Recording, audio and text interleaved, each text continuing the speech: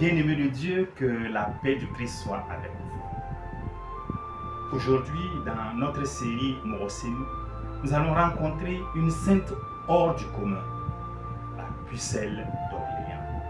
Une jeune fille de 19 ans qui, sans être ni une reine, ni une générale, ni même un soldat, a libéré la France de l'occupation anglaise. C'est l'histoire d'une jeune fille qui a dit oui à Dieu malgré sa peur. Restez avec nous jusqu'à la fin. Cette histoire peut vous toucher profondément. Il s'agit de l'histoire de Jeanne d'Arc. Jeanne est née en 1412 dans un petit village en France appelé Domremy. C'était une période très difficile. La France était divisée et occupée par les Anglais. Le roi Charles VII n'ose même plus se faire couronner. Jeanne était une jeune fille ordinaire. Elle garde les moutons et ses parents. Elle aide ses filles, va à la messe comme tout le monde. Mais à 13 ans, sa vie va complètement être bouleversée. Elle entend des voix, celles de Saint-Michel, celles de Sainte Catherine, de Sainte Marguerite. Ces voix lui disent: Jeanne, tu vas délivrer la France et faire sacrer le roi. Imaginez un peu la scène. Une jeune fille de 13 ans qui entend cela, elle aurait pu se dire: non, je suis trop petite, je ne sais ni lire, ni écrire, je ne sais rien à la guerre, comment je peux accomplir cette mission? Mais elle a dit oui. Chez nous, on dit que quand Dieu parle, même le muet répond. Jeanne a répondu avec courage. À 17 ans, elle va voir le capitaine d'une forteresse et lui dit: je viens de la part de Dieu sauver la France. Oh, imaginez, une petite fille qui vient voir un capitaine pour lui dire ça. Le capitaine et ses hommes se sont naturellement moqués d'elle. On la traite de folle. Mais elle insiste et persiste. Et finit par rencontrer le roi Charles. Et Charles, pour la tester, se déguise. Malgré son déguisement, Jeanne reconnaît le roi Charles en lui révélant des secrets que lui seul connaissait. Alors, Charles commence à croire un peu à l'histoire farfelue de Jeanne. Bon, il accepte. On lui donne une armure, une épée, un étendard blanc sur lequel elle écrit les noms de Jésus et Marie. Puis elle part à la guerre. Le 8 mai 1429, elle libère la ville d'Orléans, assiégée depuis des mois. C'est une victoire incroyable.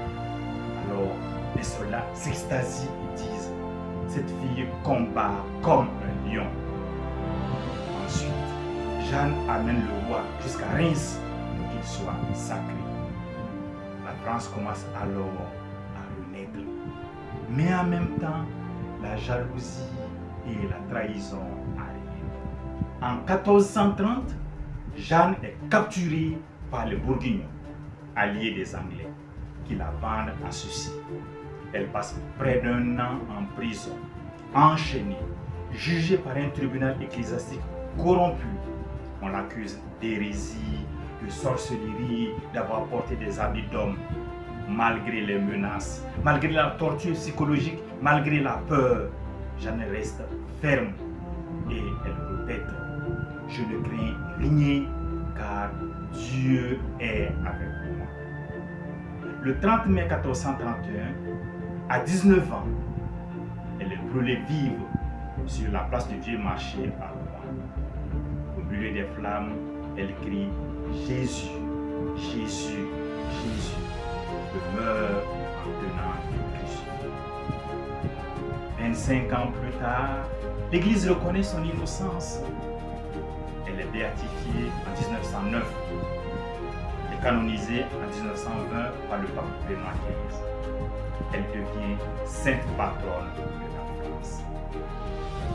Bien-aimés de Dieu, que nous enseigne l'histoire de Sainte Jeanne d'Arc?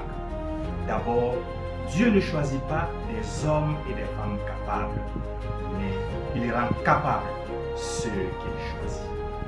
Souvent, il choisit des petits. Pensons à l'homme-fille de Nazareth pour être la mère de Dieu. Pensons à la petite Bernadette à Lourdes. Ici, c'est une bergère illettrée qui a changé l'histoire de la France. Ensuite, nous voyons à travers l'histoire de Jeanne que l'obéissance à Dieu vaut mieux tout, même quand tout semble impossible. Il a fait le courage dans le cœur. Jeanne a certainement eu peur, mais elle n'a pas reculé. Elle est restée fidèle jusqu'au bout. Elle a préféré mourir plutôt que de renier sa foi.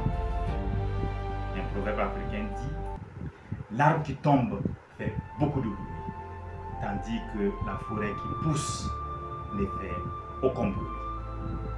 Jeanne était comme une petite graine que Dieu a semée, qui a grandi pour devenir un arbre puissant.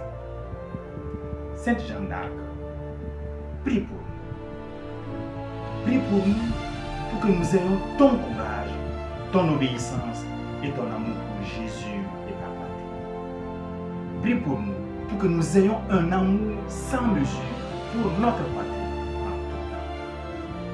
Bien-aimés de Dieu, il faut se le dire simplement. Le succès des terroristes au Sahel se nourrit de la trahison et de la complicité de nombreux citoyens des pays qui en souffrent. Sainte Jeanne d'Arc, prie pour tous les jeunes d'Afrique qui ont peur de répondre à l'appel de Dieu. Mon frère, ma soeur, si cette vidéo vous a touché, likez, abonnez-vous, activez la cloche de notification et partagez-la. Et puis, dites-moi en commentaire quel saint ou quelle sainte vous voulez que je vous présente la vie. Que Sainte Jeanne d'Arc intercède pour nous et pour nos familles. Que Dieu vous bénisse abondamment.